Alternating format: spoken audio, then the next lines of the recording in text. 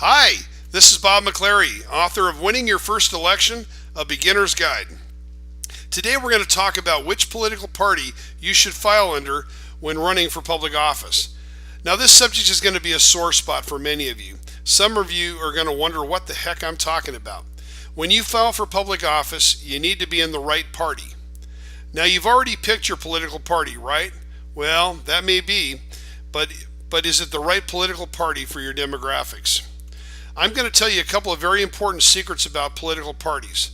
The first secret is if you're not in the right political party for your demographics, you've already lost the election.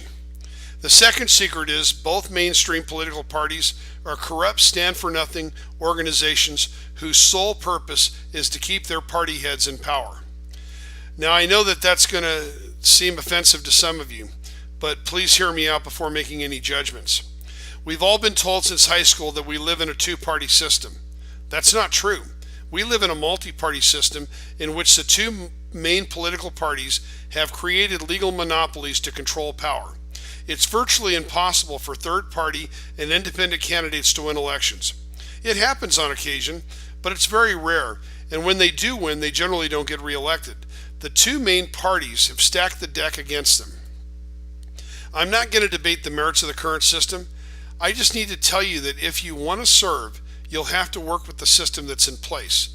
You're not going to win an election as an outside crusader. It doesn't matter which political party you belong to, but it does matter which party you use to run for public office. That might seem contradictory, but it's not. It's all about demographics. If you live in a predominantly Democratic district, you should run as a Democrat. If your area is mostly Republican, you should run as a Republican. If you can't stomach the predominant party in your area, then you need to move. Because I'm going to tell you right now, you can't win unless you're in the prevailing party in your district, or at least not in any election smaller than a congressional race. I'm also going to tell you that it doesn't matter which party you belong to, as long as you can win an election in that particular party. There are conservative Democrats and liberal Republicans.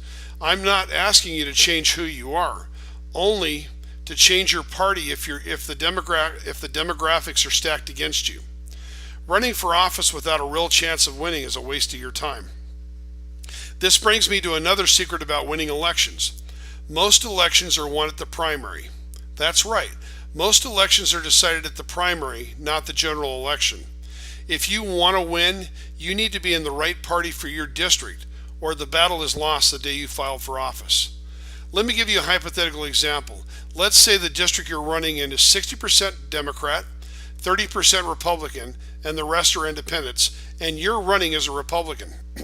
I will give you a 1% chance of victory, provided you have 5 times more money than the opposition and your opponent is under indictment. Now that may seem a little harsh, but it's reality. I've even seen candidates under indictment win elections. Of course, they were in the correct party for their demographics. Now, the higher you get in the political food chain, the more complicated the demographics can be. On occasion, Democrats can be elected governor of a state that is predominantly Republican. It just doesn't happen very often. But when it comes to any political office lower than Congress, demographics will kill you if you're not in the prevailing party. I've met so many good candidates of the wrong political persuasion who felt that if they could only get their message out to the public, they could convert them. Don't be a fool. These guys always lose. What you've got to remember is the general public is barely paying any attention to your campaign. It's not important to them. The harsh realities are the people are more interested in what happened last night on TV than your candidacy. At the general election, they're going to vote overwhelmingly along party lines. And if you're on the wrong side of the demographics, you're going to lose. And you can find out all this information and so much more in my book, Winning Your First Election, A Beginner's Guide. Unlike any other political book that's out there, mine comes with a 100% money-back guarantee. If you read my book and don't think the information was well worth the price you paid, I'll give you your money back. It's that simple. So with that guarantee, what do you have to lose? Click on the banner and start your political career today. This is Bob McCleary. Thank you so much for watching.